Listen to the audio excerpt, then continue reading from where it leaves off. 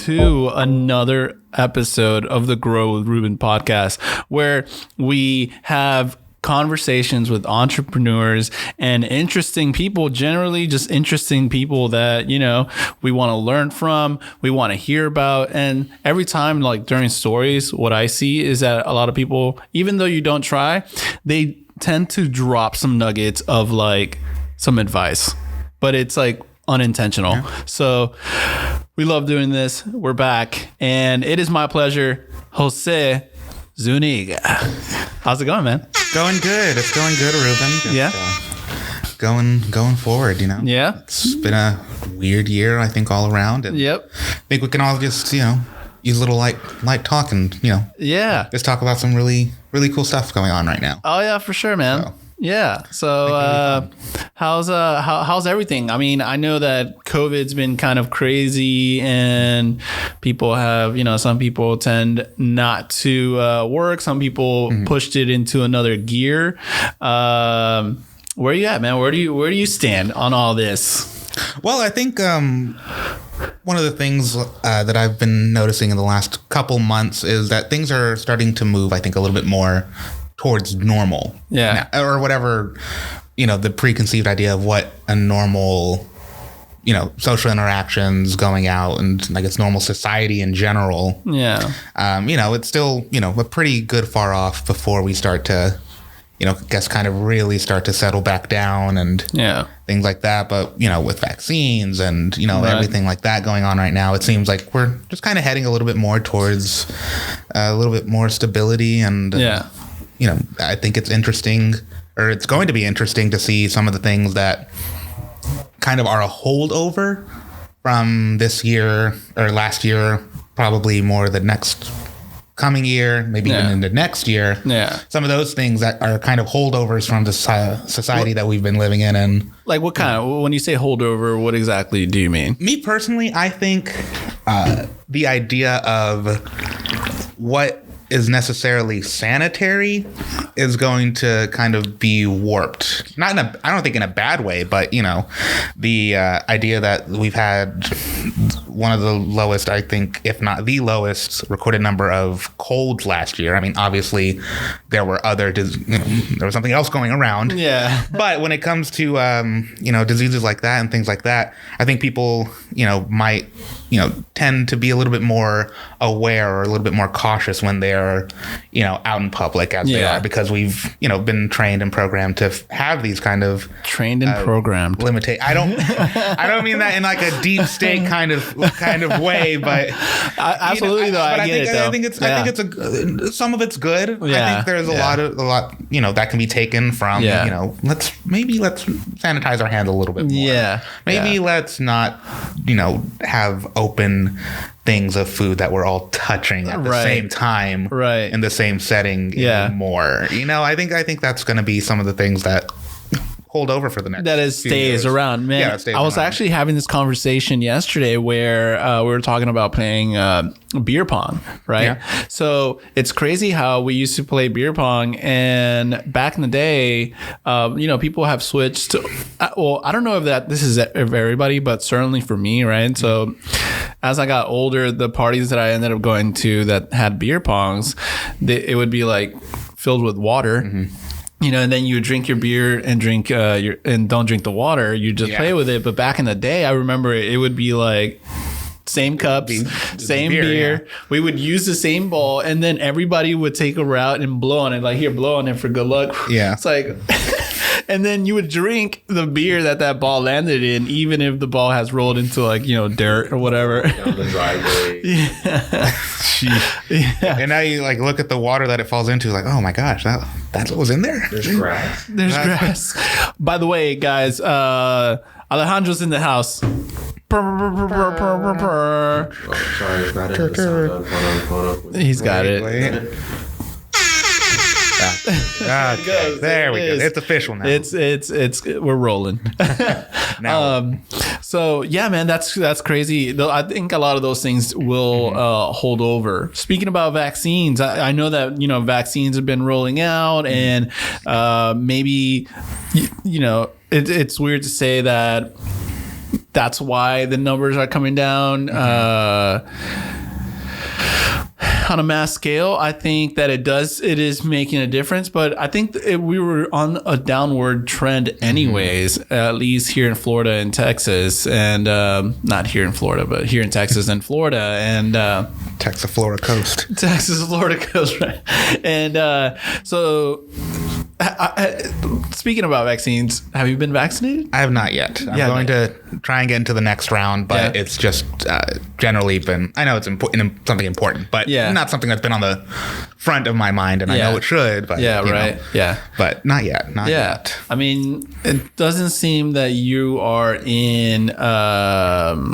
at risk. Doesn't seem like you're at risk. Look like you're pretty young. The beard is kind of gives it some age, but keeps the COVID away. You know, that's the real. You gotta have the beard. Yeah. But, so yeah, man.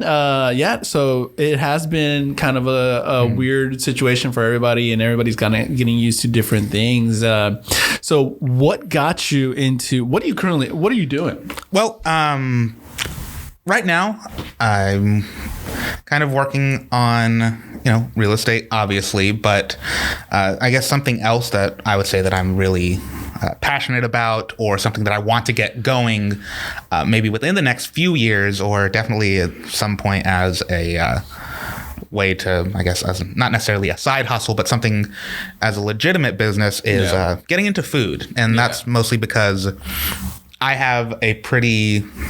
I don't want to say extensive, as if I was raised in restaurants or anything like that, but most of my jobs, after high school, into college, post-college, and then getting into real estate and going to school and things like that, a lot of it's been in restaurants. My first restaurant job was as a dishwasher in the summer at a Mr. Gaddy's. I think there's still a couple around. I don't know. Maybe not as many. What kind of food do they serve at Mr. Gaddy's? Oh, Mr. Gaddy's, man. Pizza buffet.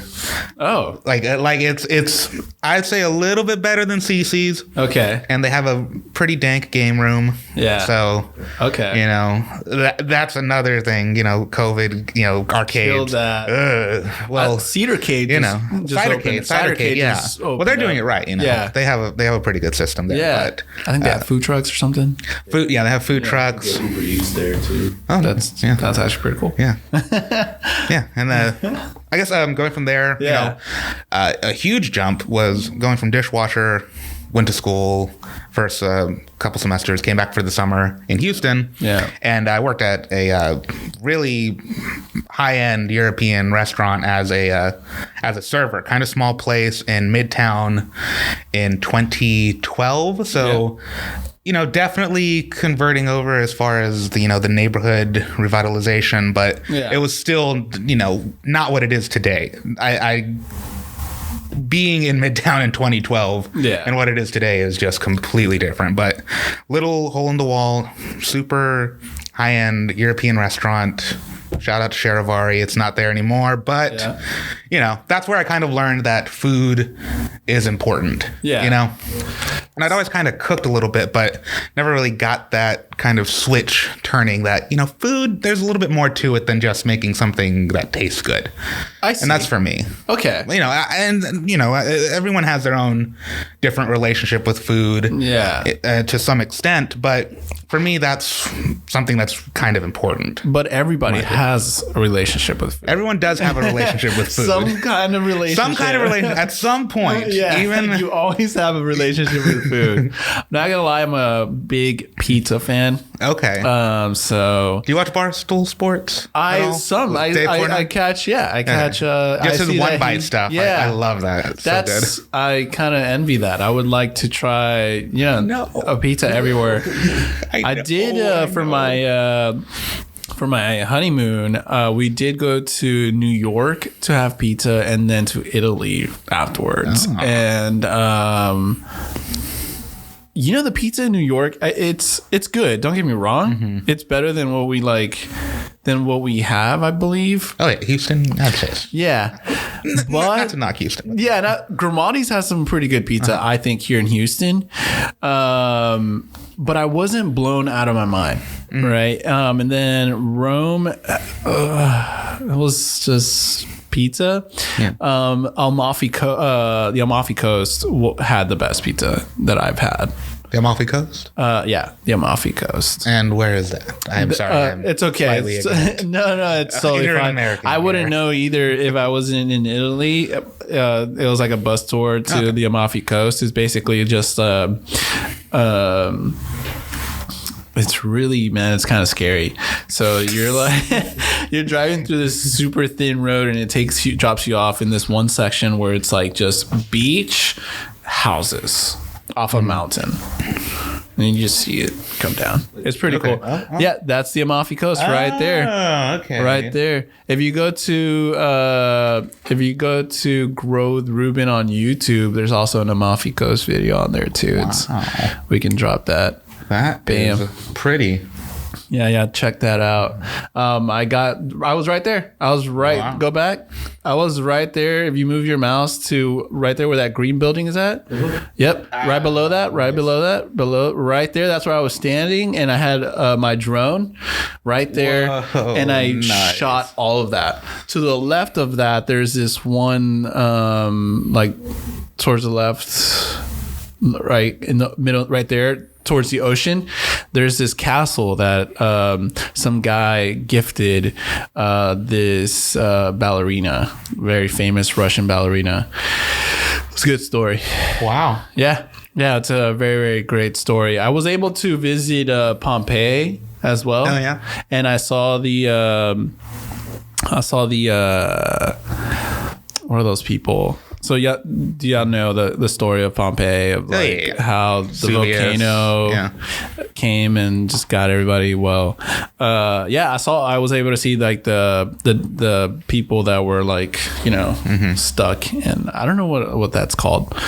What I don't know either. Yeah, I don't know what that's called. Can we figure that out? that day in geography. Yeah, back in it's like where they get school. stuck and they're like all like stoned, not stoned, but stoned, but yeah, sidetracked from there. No, you're good. Yeah. Well, I guess kind of in that realm, I think it's funny that European just kind of taking it, I guess, and going way back and distilling that into hospitality. Was there any kind of like difference that you noticed in Italy from being served in restaurants as opposed to here? Yes. So one thing that I did notice was that there's no tip line on the receipts, so you don't tip.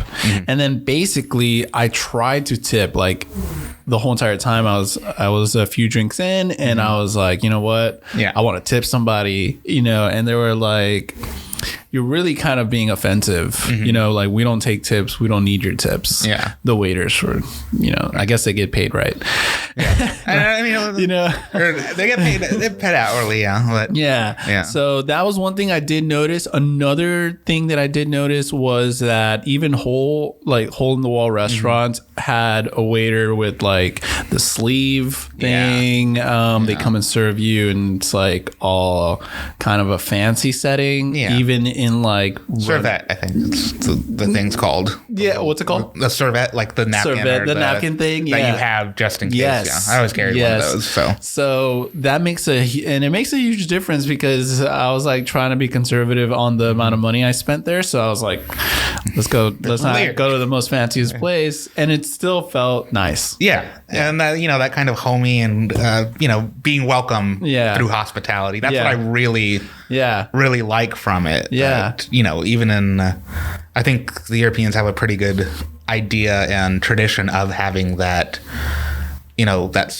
almost like a Southern hospitality feel to it, but European. Yeah. If that makes sense. That does make sense. Like it's just so ingrained in them that if you're going to have a place, if you're going to have a restaurant or have people over, that you're, have you eaten? Here's food, here's wine, here's this, here's that. Yes. In some places, if they're feeling welcome. Yeah. I'm sure that there's, disparity in that idea between people. People are individuals, but as a whole, that idea of, being welcome through someone's hospitality, being, approved, or, being part of a group of people through hospitality is what I really enjoy about it. About making food. Not necessarily about making food, but it's not. It's kind of like you're sharing some of yourself with it. You're taking care of other people in a way. You're feeding someone.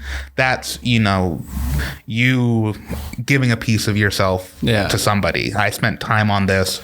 I thought of you making it. Wow. Maybe not even, I thought of you making it, but but someone might be coming over. Let me have a couple things just in case. That's have a few things ready and, be ready for something. That's a good way to put it too. Exactly. I was like, wow. Yeah. I was like, man, I never thought about it to that extent, but that makes a lot of sense. But I bet it hurts though if the person cancels. If like a person cancels and you're like, you dove into this. I'm maybe. Yeah. It depends. It's like a lawyer. It depends on on the situation, but I think there's a lot that can be, I guess, transferred over or applied from that aspect of my life, working in restaurants, that hospitality, that kind of welcome feeling that you want people to have. I think a lot of that can apply into real estate. And just not even necessarily hosting open houses, obviously, right? And hosting open houses and being with people like that, but with clients too, I think there's a lot that can be learned from a really, really good dining experience. And so I was going to ask you, that's kind of where I was leaning. You're in this restaurant, industry. You're in it. So I don't want to go too much into, because I know you're somehow you're going to make it work, and I want to hear that.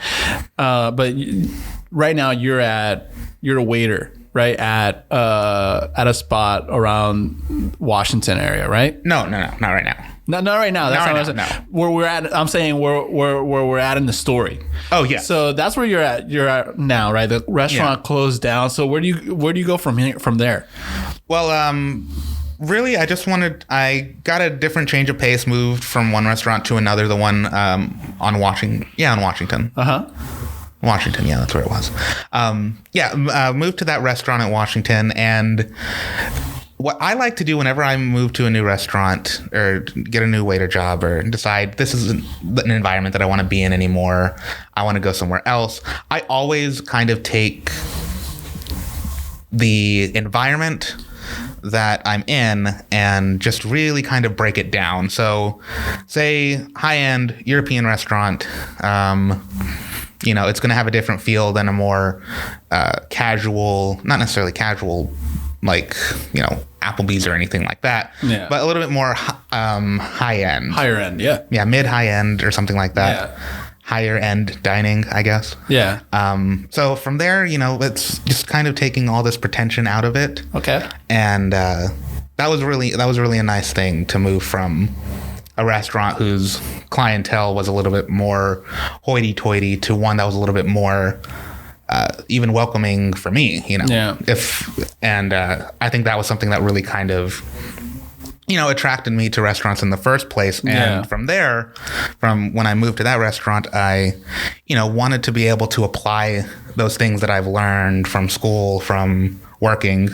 Where did you go to school at? Well, I went to school for my undergrad at Baylor, but I got my master's from the Conrad Hilton School at U of H. So did Baylor just win national title in basketball? In basketball, right? Oh, yeah. Wow. It was ugly. It was an ugly win. Yeah. For Gonzaga. Yeah. It was ugly for Gonzaga. Dang. That's some good school spirit right there. Like, oh yeah, sure. No, you were like, Oh yeah, I think it was the I forget the place. Christian's Tailgate, not the one in Midtown, but the one kind of off Kirby. Yes. They had like a watch party there, so the whole lawn area, it wasn't full of Baylor students because there's not that many of them. Yeah. Baylor alumni. There's a good amount, but they're gonna stay in. But it was fun. It was a fun Monday to watch that happen. Is that usually where they go to meet up for like the games? It's that Christian's tailgate. I think so. There. I think they're kind of more on the west side of Houston where they host stuff. I know there's someone in Missouri City that has a sports bar that's an alumni. So, well, if you went there, if you guys went to Baylor, now you know where the meetup is at. Yeah. So it's in the Houston alumni group. They always post. You know, not too consistently, but every now and then. It really makes me. So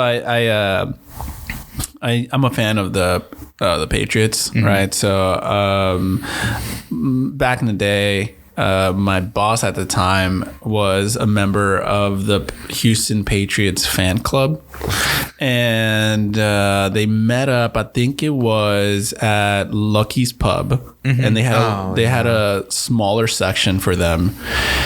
And then at the time, I was working and had relationships with Triangle Entertainment, which owned like Drink Houston, Roxy, Diablo Loco, all these things.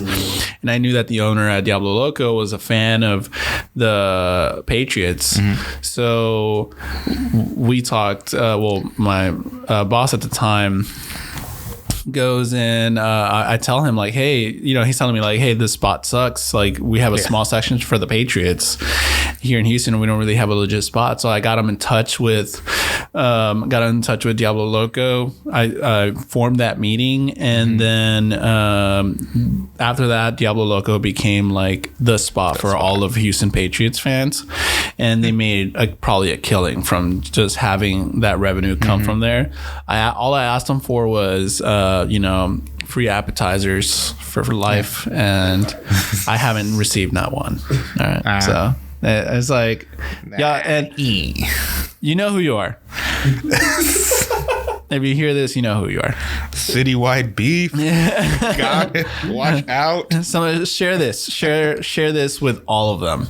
Share this conversation because it's happening right now. So using that, so you started. You go to school for culinary, and then you're working as a waiter.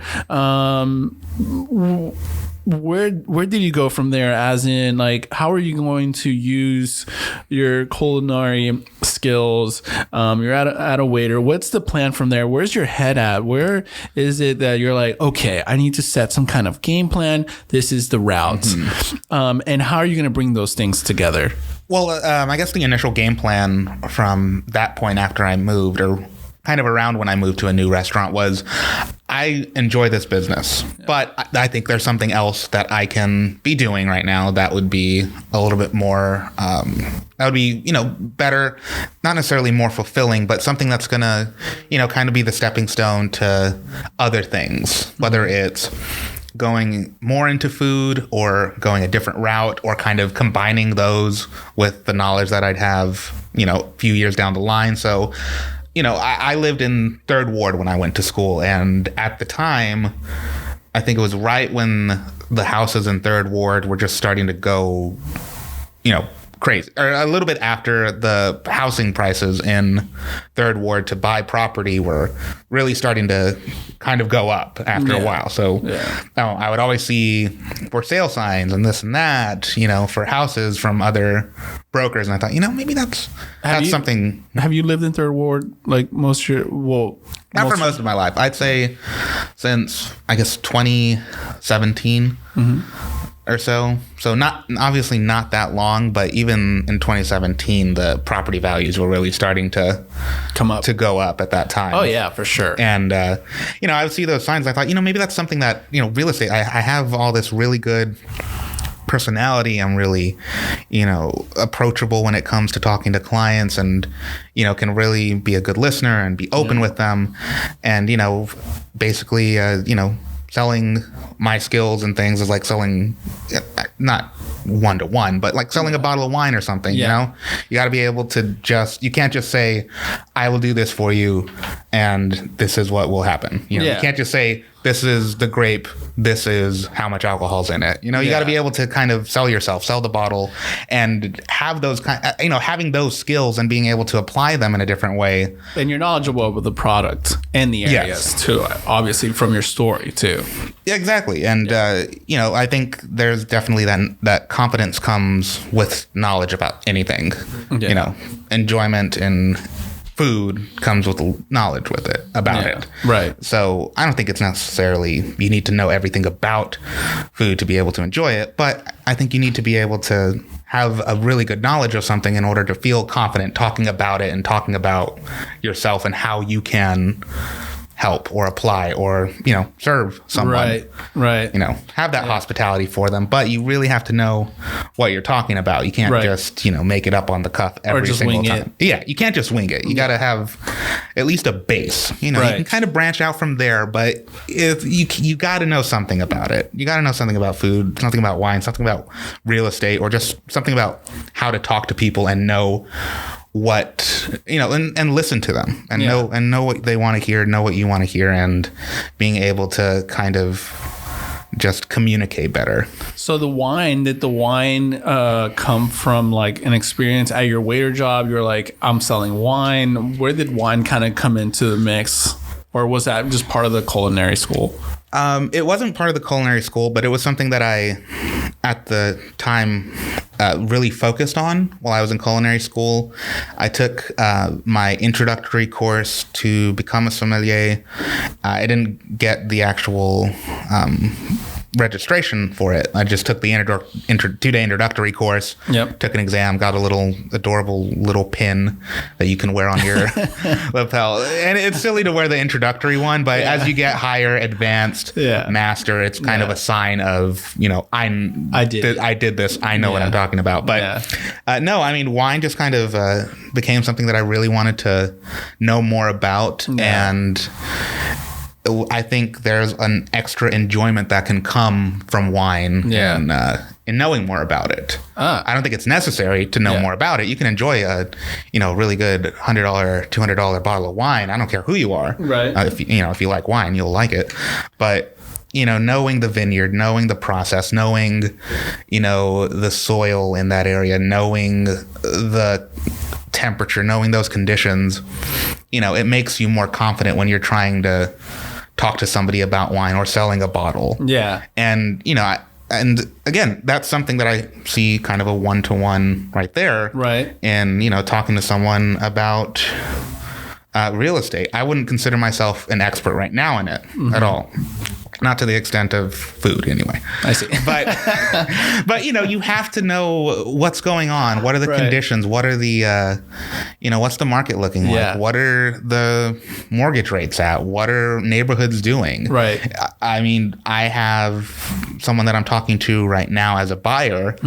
And, you know, they're asking me questions, you know, is it looking good to buy a house? Is it looking good to maybe get a condo instead? Right. And, you know, I don't want to lie. I don't want to say that, you know, great time, buy a house right now. You're going to pay a very fair price. Right. You know, I'll say, you know, I did my research, looked, and, you know, condos are a better option right now. It's obviously not going to be, you know, as much as a house could be, but, you know, being able to say to that person and talk to them like a person as opposed to talking to them like you're trying to sell them something. Yeah. And just really being honest. Being transparent and real. Exactly. Yes. It's being real. Yes. It's being real. Yeah. I don't know that question that you asked me about this wine. I'll get you an answer. Right. You know, should I do this or that? This one might be better for me, but this one is definitely better for you. Yes. I think you should do this. Yep. So. What's your favorite wine then? Oh, I would say, I think I'd go a little bit more Italian. Okay. I would just in a very broad statement, I think I'd go Italian wines. I think they are a lot more adaptable to food because you can find something, except for Super Tuscans. I feel like those are cheaters because a Super Tuscan will take all these, it's basically a blend of any grapes that they have. So you can create kind of a perfect structured wine. Yeah. And, you know, great. Yeah. But, you know, I kind of like the little idiosyncrasies of, the classic Italian grapes that they have. Yeah. And, totally. And, they're drier, they're not as heavy. And, even from the red to the white, you can find something that's going to be pretty adaptable. You know, I don't think you go with, a dry Italian red for like a steak or something like that. You really need something kind of meaty and gamey. But, Italian reds and whites, great table wines. Right. You can serve them up to anyone. Really approachable. So I'd say those are my favorite. I mean, what do you prefer? I'm a big. I almost now only buy Italian wines. I used to just try anything. I'll go low budget and I'll go high budget as well, depending on who's coming over. And then just mix it with some brie cheese and what's that called? It's called what do you put on the cheese and crackers? Man, it's called. What's it called? Google Fing. See what is Fing? Yeah, it's Feng shui. No, it's cheese and Fing. I think it's Fing. Google that. I can do that or ask my wife right now. What's this? Say this F right word now. Associated with cheese and crackers? What do we put on the brie cheese? Is it Fing? I can't. I could be butchering it. It's okay. It's pronounced Finke. Finke. I don't even know what to type in. Just type Google in find cheese. It's also so I text her. Hopefully, she responds back. Speaking of cheese, we'll find that out. Speaking of cheese, kind of to pull it back to real estate, things like that. Let's take food and put those together. Yes. Let's take food and put those together. And what can I do other than just straight up hospitality, being, a good server to a client, basically? Fig. Sorry. Fig. It's fig. Fig. Okay. I was so close. It's pronounced fig. It's fig. We have fig factors. But it's kind of taking that the service aspect one, but also what can I do that is fulfilling creatively? Yes. In real estate with food. Okay. So I'm excited for this. A lot of it, a lot of it is based with COVID right now. Right. And I'm pretty sure I can't. What is it called? Cottage law, I think, where you can make baked goods and certain things in your house and sell them. Yeah. As opposed, because you can't just, as a caterer or anything like that have, as a legal caterer. Yeah. But as a caterer, you can't just make food in your house, store it in your fridge, and then take it to an event like hot foods, chicken. Okay. Fish, things like that. Yeah. You have to it's very specific. You have to have the right permits, have to have a dedicated space that you go to and cook and store and things like that. But there are certain things that you can make in your house and sell without having all those different permits. Oh. And I can't recall exactly what it is. And I think it's still valid now after, a little bit more relaxation with COVID restrictions. Yeah. To where you can do that. So you can make baked goods, certain jellies, jams, things like that, and sell them. But, you just have to have the right. It says, yet it's legal to have a home food business. It's easy. Texas makes it easy. Most of the, or some of the time. Yeah, you can't just be making plates of sushi and taking those to people. That's pretty. Yeah, that's pretty suspect. I wouldn't do that either. I'd go to 7-Eleven before that. But right. What can I do? Blending these food aspects of what I like to make and what I like to create, and merge that with real estate. Yeah. In a safe way, in a way that is kind of welcoming to people, that is safe for people, that's accepting to anyone, depending on however, they're taking COVID, as far as the restrictions and how strict they're being with them. Right. Or, I think that there's a way to do, to have food, to provide that kind of hospitality in an open house or any kind of setting like that, and still take those right precautions and make anyone feel as if they're getting a product that's not going to, maybe get them sick. Not necessarily from food poisoning, but from, direct contact with any germs that might be on surfaces. And that's one of those things that I think is going to be kind of one of those holdovers into the next few years, is that people aren't going to be so inclined to go and pick up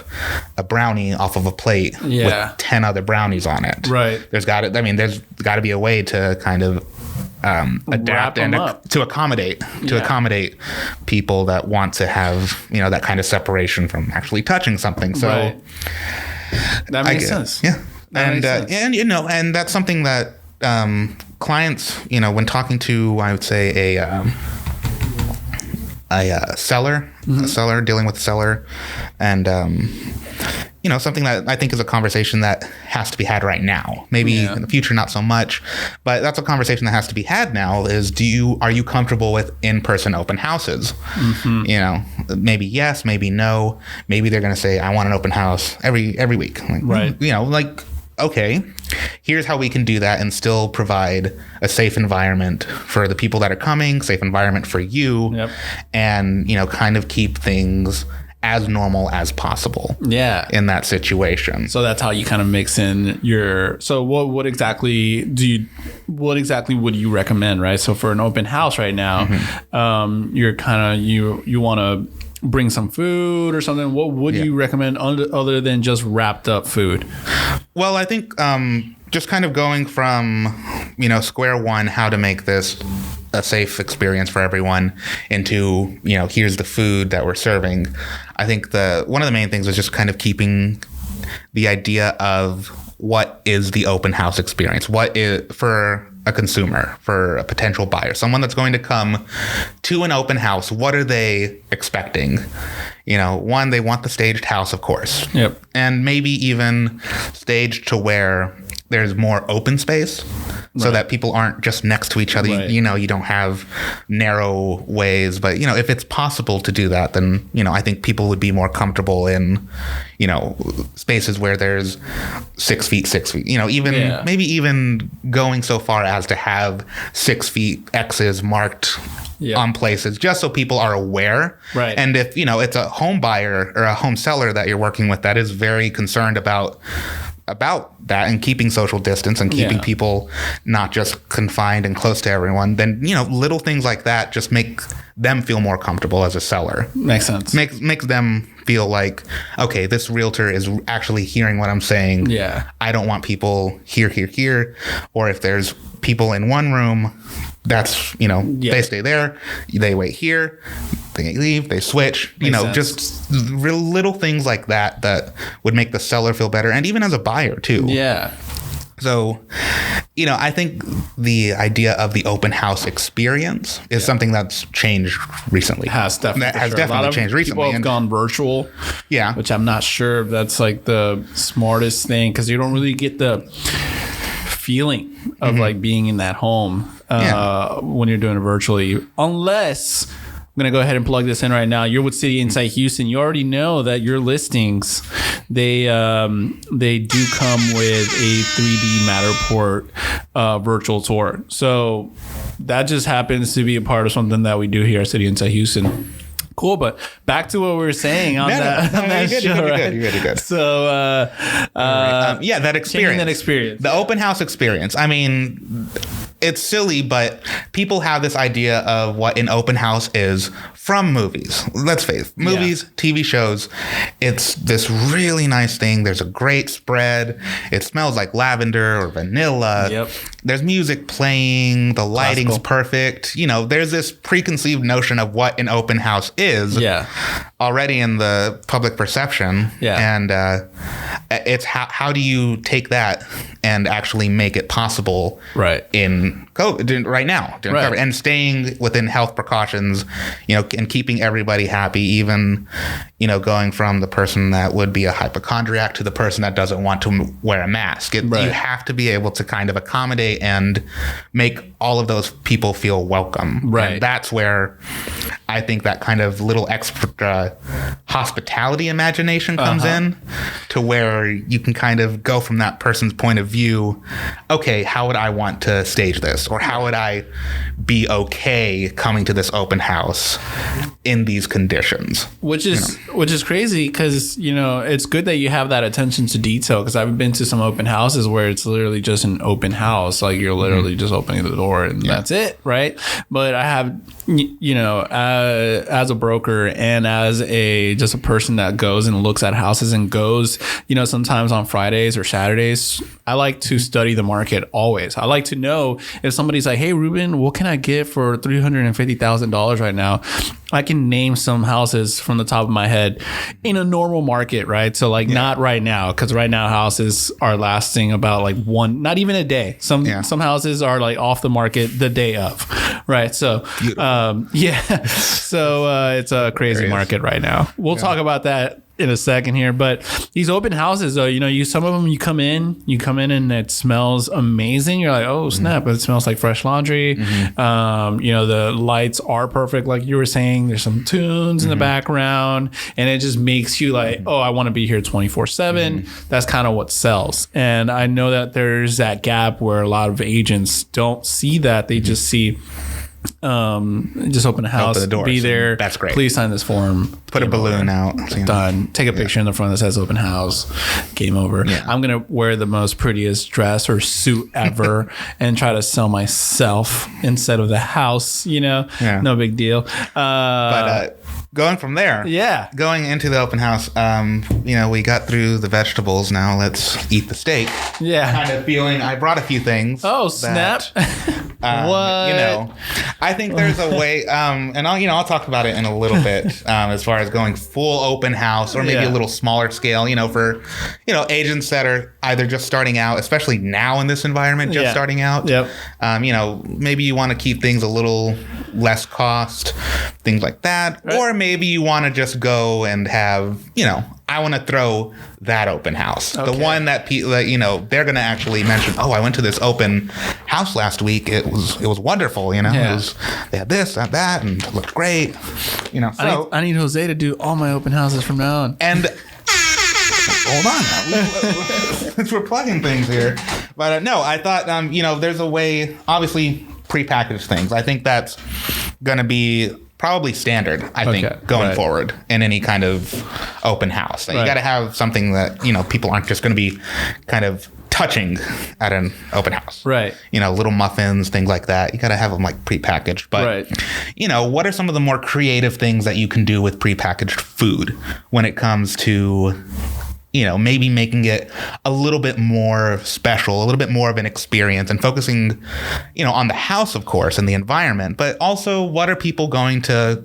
literally take with them when they leave? What are they going to remember that open house for? What are they going to remember you for? Are they going to remember the conversation that you had? What are you going to do to kind of help with that? So, I think going a little bit more above and beyond. So, keep it simple. Maybe something like, prepackaged pretzels. Okay. Easy. Done. Crackers, things like that.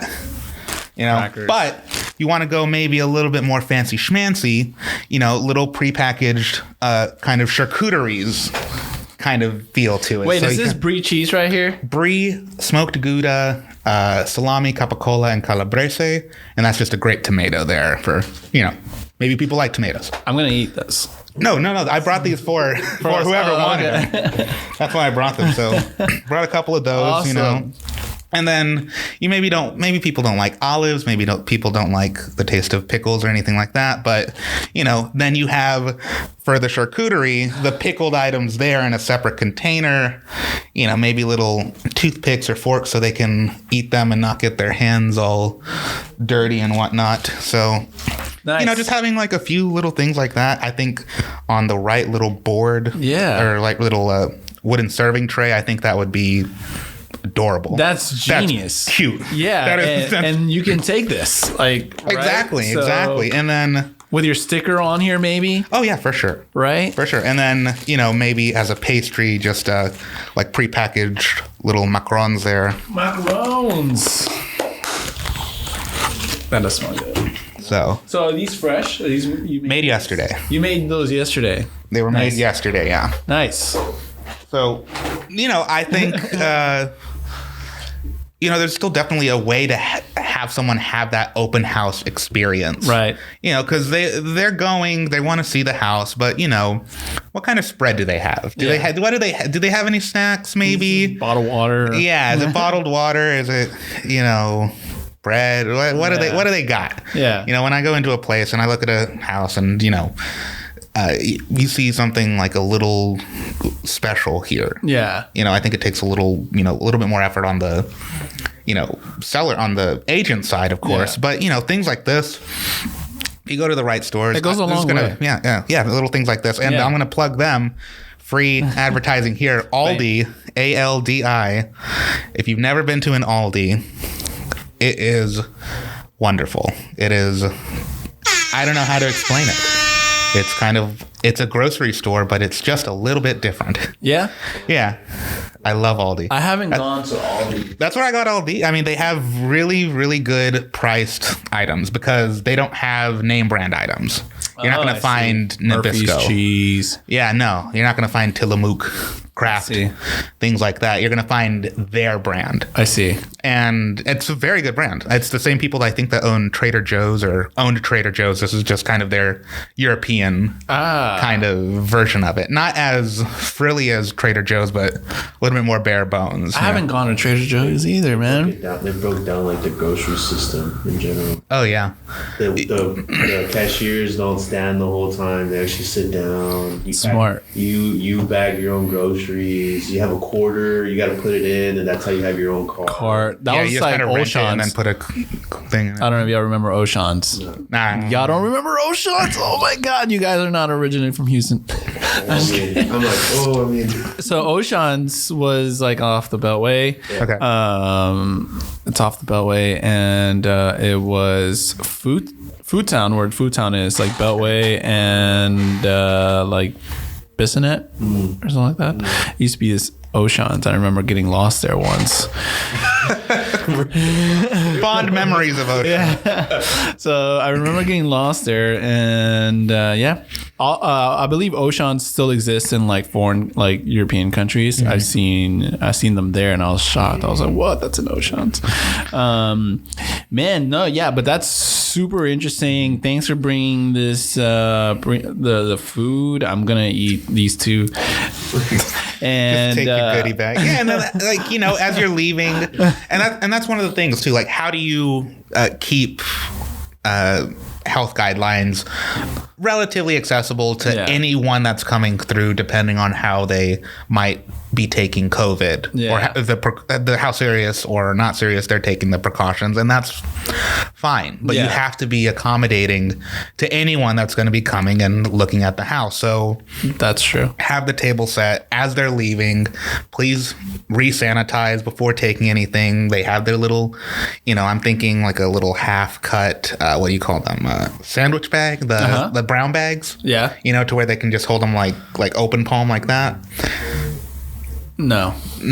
Brown bag, cut it in not as tall. So instead of being this tall, it's like this. And then when they open it, it just opens up on their hands. Yeah, it just opens up little rectangles, and then they can, kind of as they leave, put their things in there, and then, they have their little snack pack that they're taking with them. So physically, they're taking something with them. You've given them a physical object that is going to make them remember, oh yeah, that open house, right? Or oh yeah, that agent. Yeah. Even if they're just a looky-loo going through, like, oh man, that was a really good experience. When are they throwing another one? Let me put them on the that's your thing. Alerts. When is this agent doing an open house? Guy has to have all the open houses. I'm not in the market for it house. Now. Then, so what can you sell? So I saw that you said we can sell food in Texas. What can you do? What can you not do? Because let me just give you a little story, right? So I used to work in property management, like I mentioned before. And I remember this lady, she, I don't know what happened. but she wasn't working anymore, and she was just making pizzas out of her apartment, and then selling pizzas out of her apartment. So I don't know if that was even. Like, I don't know if you can even do that, and on top of that, and respect the hustle. I mean, I'm not saying nothing, you know. So she was making pizzas and she was selling them, and once they, I don't even know if I can share this, but who cares? People move out. I didn't say any names, and it was like one of the most disgusting like move outs I've ever seen, and it's just like I can't believe people were like eating these pizzas. Yeah. They brought me a sample to the office. I was like, I don't know, but it's pizza though. Pizza though. Okay, I have it up here actually. You heard that here, folks. You got pizza. You can get. It's pizza. Baked goods that don't require refrigeration.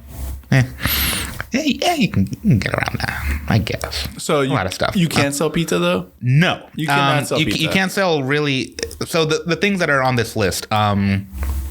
Canned jams, dry mixes, vinegar, mustard, things that are, it gets a lot of things that already have kind of a natural preservative because that's just how they're made. You make pickles, it's going to have vinegar. So you take the, best practices possible. Yeah. And even if you kind of mess up, there's enough vinegar in there to kind of keep it in check. Yeah. Fruit pies, like I would think if you're going to, like a fruit stand on the side of the road, like, coming down 290 or going out 290, if there's any like, big fruit stands or anything like that, they're selling honeys, they're selling little pastries, they're selling fruit that they've, grown or have, things like that. So you can't really do prepared foods like hot foods, pizza, burgers, things like that. And I mean, on Facebook Marketplace, I don't ever really want to, knock the hustle or anything like that. But, people that make the to-go plates, like in the, what do you call it? Like the styrofoam containers,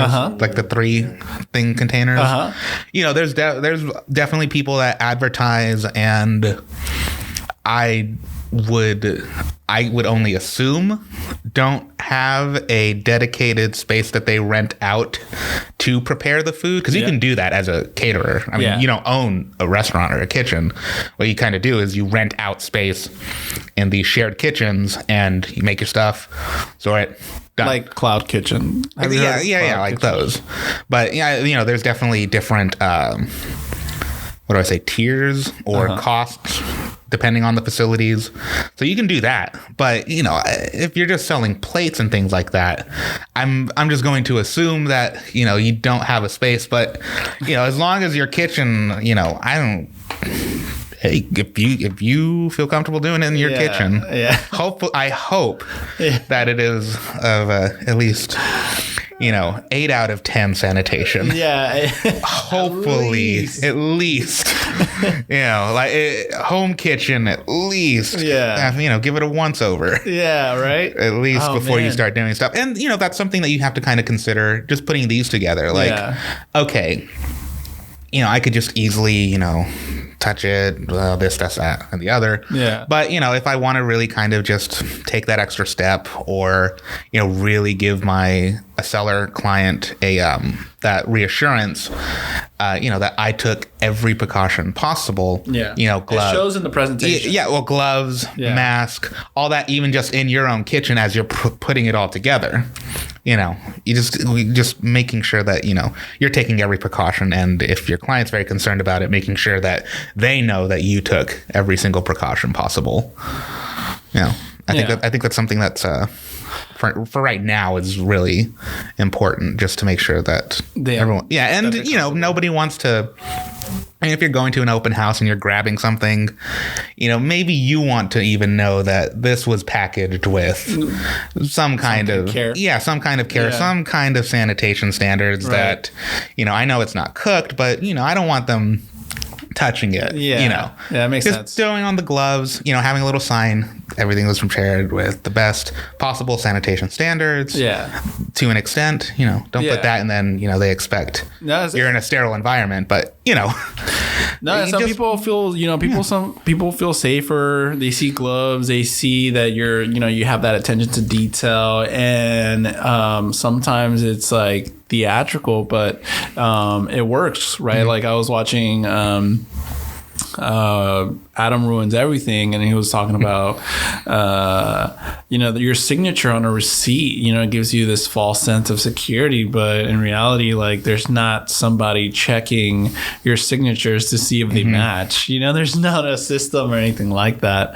Yeah, that's always silly. Yeah. Like, you're not here, but then you are here. Yeah. Is it just the software, maybe? Yeah, I don't think so, because put Steve on. I just draw a line now. But it and that's real, and a lot of people they give into that. They see that, they're like, they have this sense, and it's kind of, you kind of do it unconsciously too, like at the airport.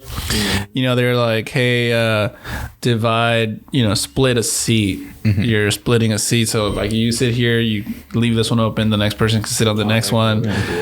Yeah, they do. They did it at for United and for Delta. They didn't have that when they took the pictures, maybe. No, I'm talking about in the waiting area, not in the plane. Oh, okay. Yeah. So in the no. So that's so that's exactly where I'm going. So it's like outside, while you're waiting at the gate, the seats have one seat open, and then you get into the plane and you're like bunched up. And it's like, so what's the point of? But that's what I'm trying to say with theatrical, kind of like they have to see that sense of like, oh well, they're taking some kind of precautions. I'm only taking the risk when I'm in the plane. Yeah. So what influenced you to kind of go, to kind of mix in? I see where you took your culinary and your attention to detail into real estate, selling real estate. You got your real estate license, right? You started selling real estate here and there. You have a few transactions under your belt, and you're doing this. So what influenced you to influence this food? Like what about food kind of was like, okay, well, I like Italian. I can pick up on that vibe. What else kind of just made it? Well, one of the places that I worked at was a tapas restaurant. So a lot of small Spanish bites and things like that. And, I always had this idea of it would be great to have a real tapas bar in Houston. Nothing against, what is it? Andalusia, I think, the one downtown. There's a place downtown. It's good.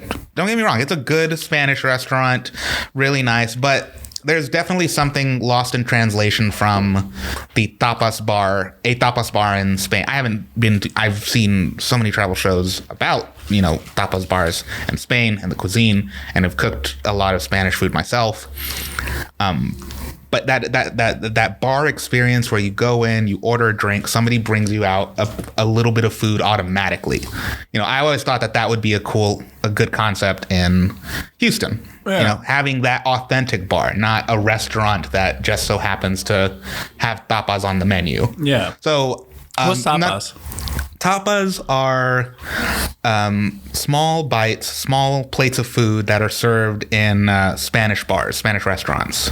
So you go in, you order your beer, and then they bring you something super simple. To say like some sliced tomato with some olive oil on some bread. Something that you can eat. Something that you can just kind of enjoy, small bites. Like a Spanish hors d'oeuvre, I would say. But a little bit more steeped in tradition. I see. So, obviously these aren't cooked or anything like that. Tapas, great example of something that, I took influence from, or a cuisine that I take influence from that can easily be shifted into, staging a nice little open house. Yeah. Something like that kind of cuisine, that finger food, but really simple ingredients, but, really delicious. Yeah. Never underestimate a toothpick, is all I'm saying. You put a little, piece of tomato, roasted garlic, a little pepper, you have a vegetable item there. And that's something, honestly, that's something too that I notice a lot of people when they're kind of making food or preparing food or, getting food ready for a group of people. Something that I really learned in the restaurant industry that I know a lot of people aren't usually aware of are food allergies and, food preferences. So putting together this would be great, with the food, with the meat and the cheese touching. Maybe people aren't, too keen on meat. So you have to have some cheese ones available. Maybe people are lactose intolerant. Maybe you just need some meat ones available. Yeah. Maybe just some vegetable ones, pickled ones, this, that. I didn't want to put the olives in this one because a lot of people don't like olives, that little briny flavor. That's going to ruin it for them. So let me put this in something else. Yeah. Let me have an option for someone that's, allergic to gluten. Let me have something that's for someone that's allergic to dairy, for eggs, nuts, vegetarians, vegans, anywhere in between. Just taking that idea and having something for everyone so that they can have something to take with them or feel like they are not an outlier as they're going through, like, okay, I have a whole tray of meat. Great. Yeah. That's a very specific group of people that would want to eat that. Yeah. I mean, a lot of people, but, a lot of people also wouldn't. Yeah.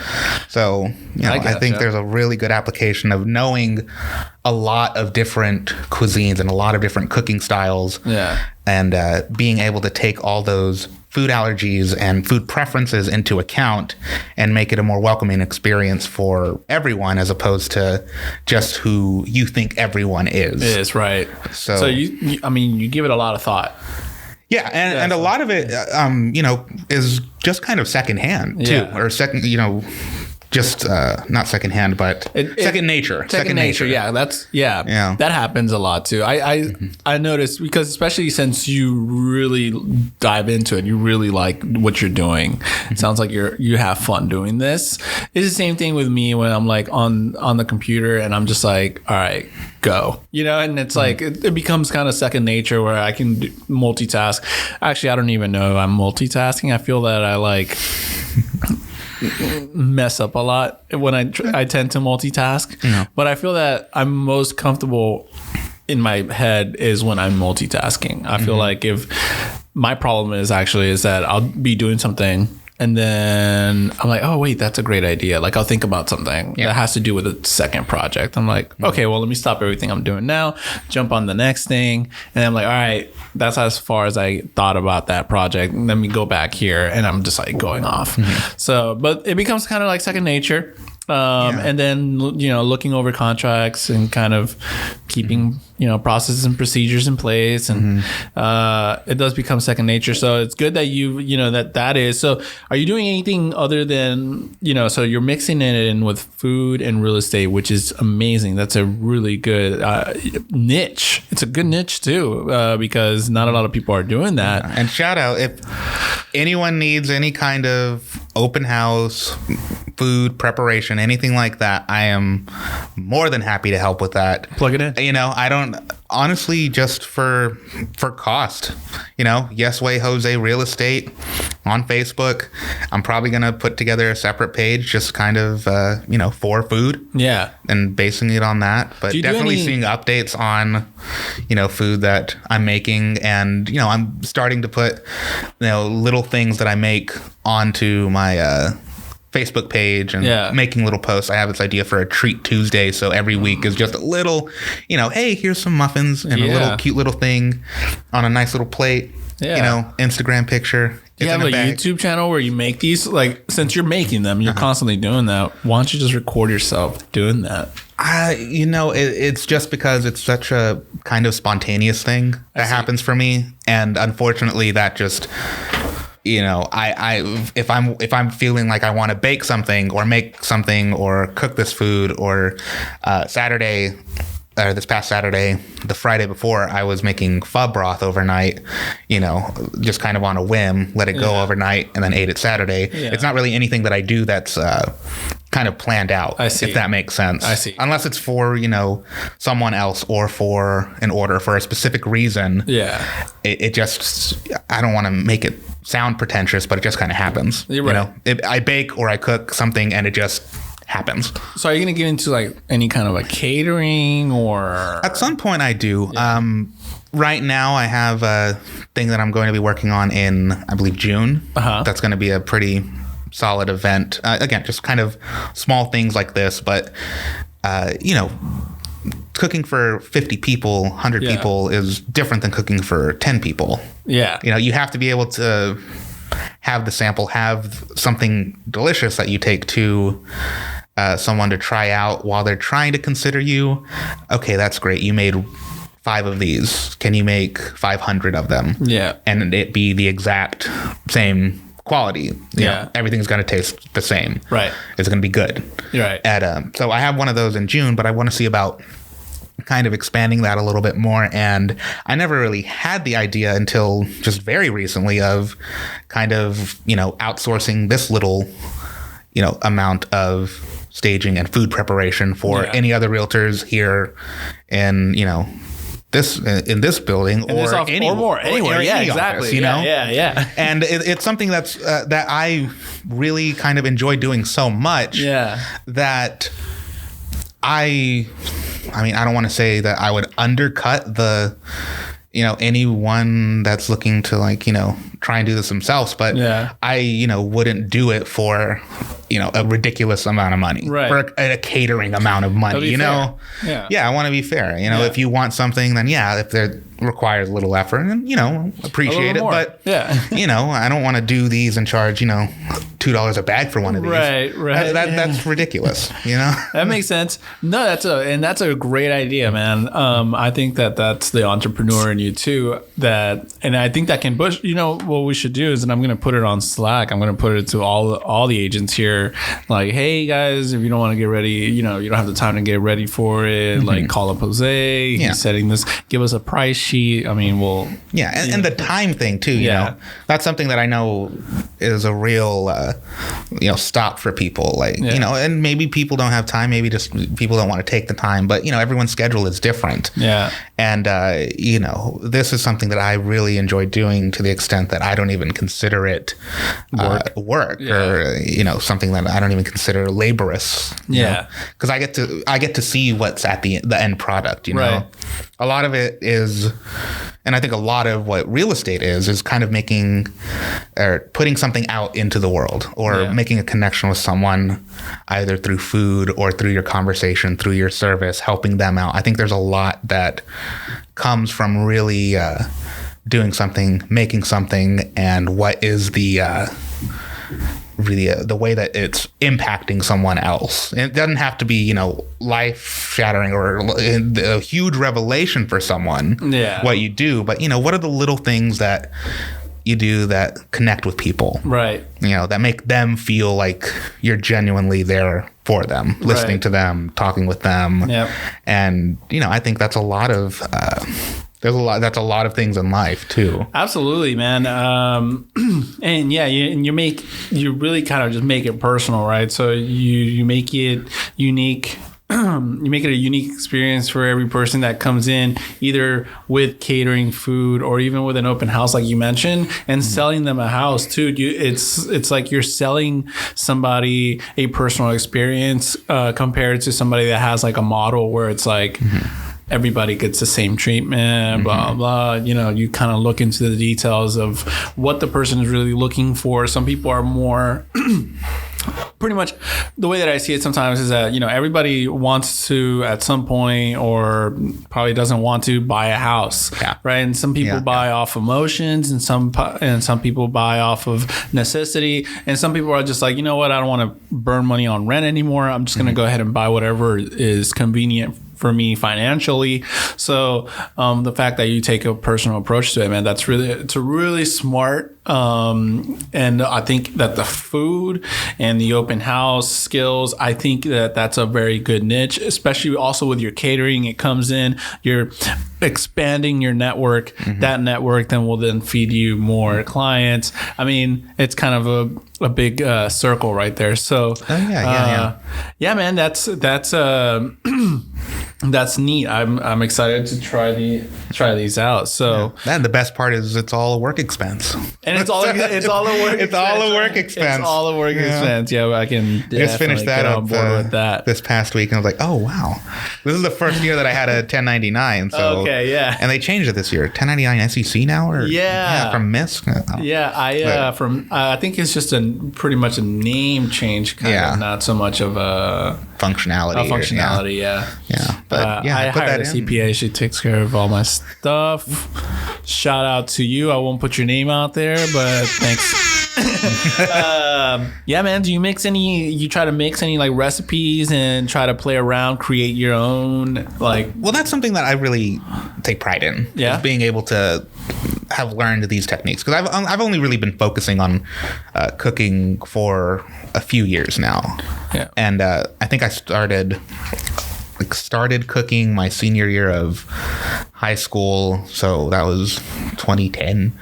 And kind of coasted on that and what I knew from there for a while. And I would say it's been in the past 4 years that I've really been focusing, and the last 2 years that I've really been experimenting with stuff. So I think there's a real nice ability of knowing a technique as opposed to knowing a recipe. Right. When it comes to something, because a technique, you can kind of mix all these different elements from different cultures, different cooking styles, this, that, or the other. I can flavor this way, but I can cook it this way. Right. I can flavor it like this, but I can cook it in a pot in the ground. I see. I can prepare the chicken in this way because it's how one culture prepares it, but then I can cook it this way, over open fire or this or that. And, just being able to throw a lot of things together, like tapas, you can put anything in a tapa as a tapas, pretty much anything is tapas, but, how do you, kind of mix different food flavors and things like that, Yeah. When it comes to like making things like this, I want to make it as a little bit more, comfortable and approachable as possible. But, I think, it all goes down to just really good, simple food. And I think there's has been a real shift in trying to elevate those simple dishes into more elevated dishes, as opposed to just making the simple dish as perfect as possible, if that makes sense. Like taking the ingredients, but really breaking it down. What are the ingredients that go into this dish that is a super simple, it's nothing crazy. It's not a, hard recipe, but how do you take that and really just make it the best that it can be? Yeah. Where do you get the tomatoes from? Are you making the stock yourself? Are you, rendering the fat out of chicken stock as you make it? Are you doing this? Are you roasting peppercorns before you grind them onto something? Right. Or marinade.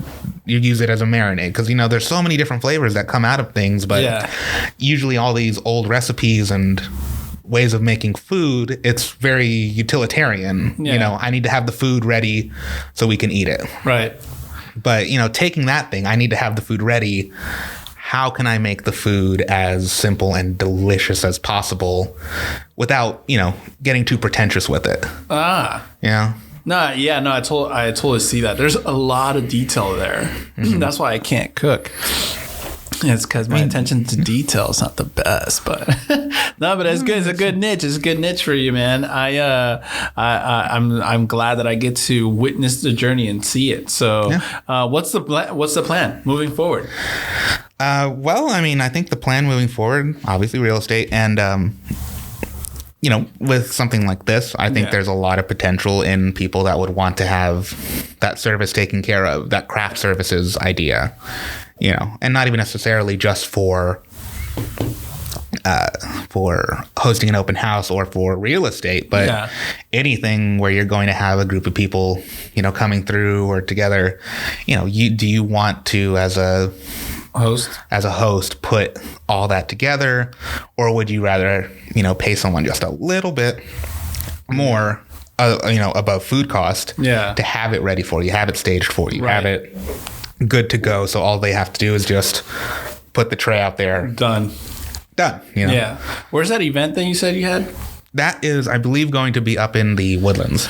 Okay. So it's going to be for a quinceañera. Nice. And are you going to record that when your food services, everything that you do?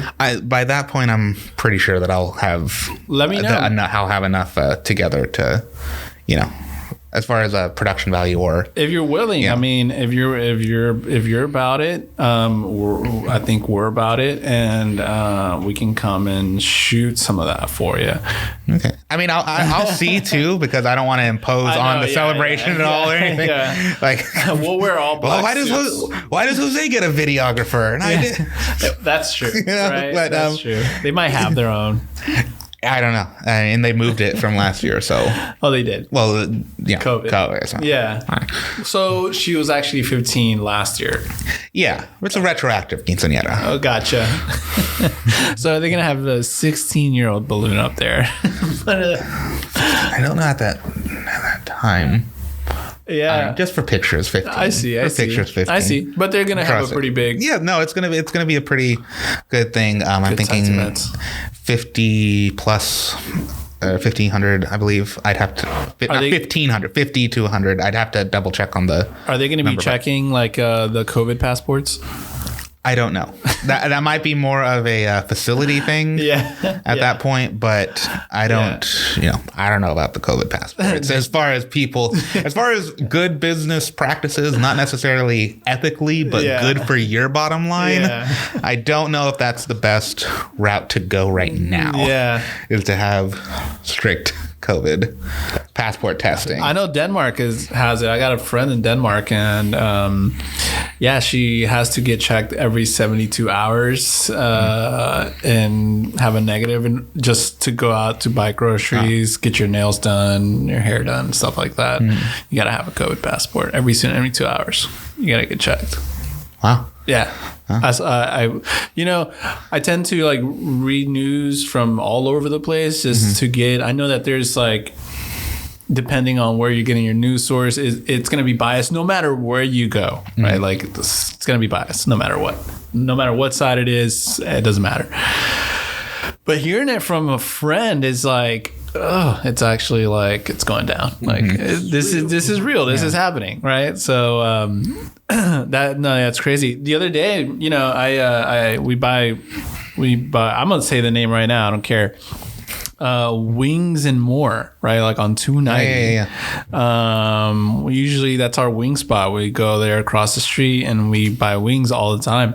They have an outside drive-through window, right? And I'm in the outside and I give them my debit card. I'm just like, hey, here you go. I got the 50 piece. And he looks up at me. He's like, okay, cool. So he goes inside and then he comes back outside. He opens the window. I'm outside. I'm more than 10 feet away. And he's like, hey, you got to put on your mask. And at this point, I'm like, I would do it. I respect businesses and I'm not going to enter your domain or anything without a mask. And I'm not against masks either, right? But at this point, you already got my card. You already ran it. I'm outside. I'm 10 feet away from you. There's people inside the restaurant sitting down without a mask. What's going on? And then you hand me the food, but if you're next to me, like, dude, and I'm like, just run my card and drop. They had like a counter, so they can literally put it on the counter, close the window. There's a drive-through window, so. I'm like, I'm not gonna put it on. And he's like, shakes his head. He goes inside. He grabs a mask, and he comes and tries to hand me a mask. I'm like, I'm outside. I'm 10 feet away from you. I don't need a mask. Just put my food down. Let me go. Yeah. So his manager comes up to the window with a bag of food. He's like, hey, you got to put on your mask. And I'm like, why don't you just put it on the counter and go about your day? I'm outside. And then he was like, no, man, you got to put on your mask. And I was like, yeah, that's not going to happen. Just drop my food on the counter. I'm outside. And it's not even like I'm outside in like their grounds. Like it's literally like I'm totally outside. You know, like you don't You're in nature. Yeah, I'm in nature. I'm out by myself. Yeah, so I don't know what that was about, but finally he was like, oh, you can't come here anymore, so I won't be going there anymore. Too bad. But yeah, he left my food outside. He closed the window. I was next to my car too. I was just like, okay. And we went about our day. But it was just like that. I don't know where that just came from. But that hospitality side. Hospitality, too, man. you know, Lost it.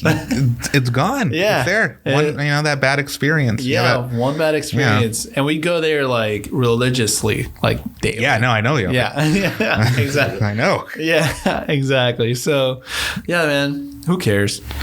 But there's wings. There's wings everywhere. Wings around the world. And I honestly don't think they have the best wings either. No.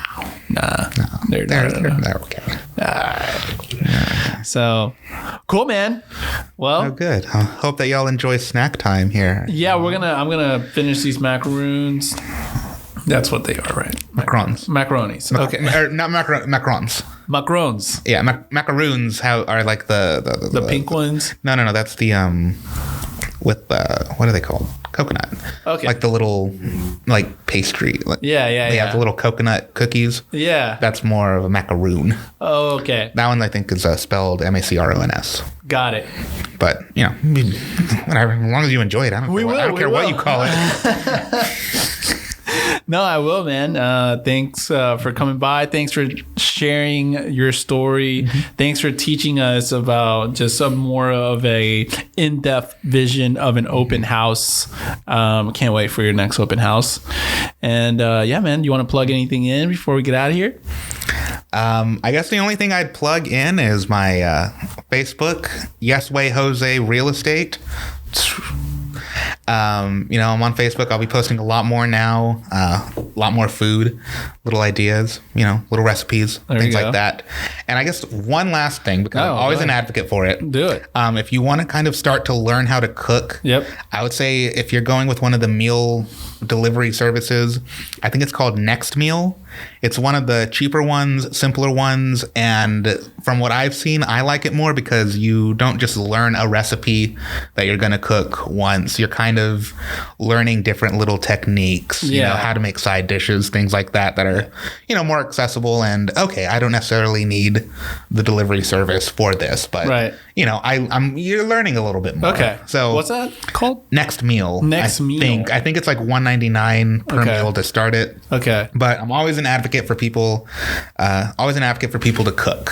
Gotcha. Kind of just there's just something really nice and fulfilling of having a tangible thing that you created, and even better if you consume it. Right. It's really, really, really nice. I don't think people need to do it every day. If they don't want to, that's totally fine. I need to get into it. I'm gonna check it out. I don't cook. I literally go out to eat breakfast, lunch, and dinner.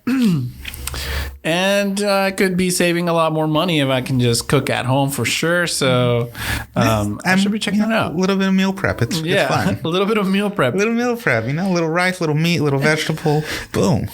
I wish I can get into it. I'm just like I tell my wife, not that it's a gender thing, but I tell my wife like, hey, you get into cooking. She doesn't really like to cook either. So me and her are the same. We kind of try to help each other out, but it's really hard when we both don't cook. She cooks sometimes when she has time, and I will never cook, but I will definitely pay for your meal. Yeah. Right. So, No, it's fine. Just do some couple simple things, maybe do them together. You start an argument because you're not doing this right. You're not doing this right. Exactly. Then at the end, it tastes delicious. And then you got to also clean up the dishes. I guess. Man, put that to soak. Yeah. Put it all to soak. Right? That's smart. I hate dishes. But, cool. Jose? Yeah, good. Thanks, man. Thanks for coming in. I enjoyed this conversation, and hopefully we do it soon. We catch up on what your catering has been going on. So, and your open houses. So I appreciate it for sure. Any open house that the office has, I'd be more than happy to help with. Oh, I'm gonna share that on Slack. Absolutely. I'm gonna share that on Slack. So if anybody hits you up, I'm gonna make your own channel on Slack on there. So like if anybody catering, bam. Huh? Might even get on the YouTube. Boom. See what's going on there. Do it. All right. Got to get a mic. Thanks so much, Ruben. Thank you. I really appreciate it. This was yes, fun. Sir. Yeah, definitely.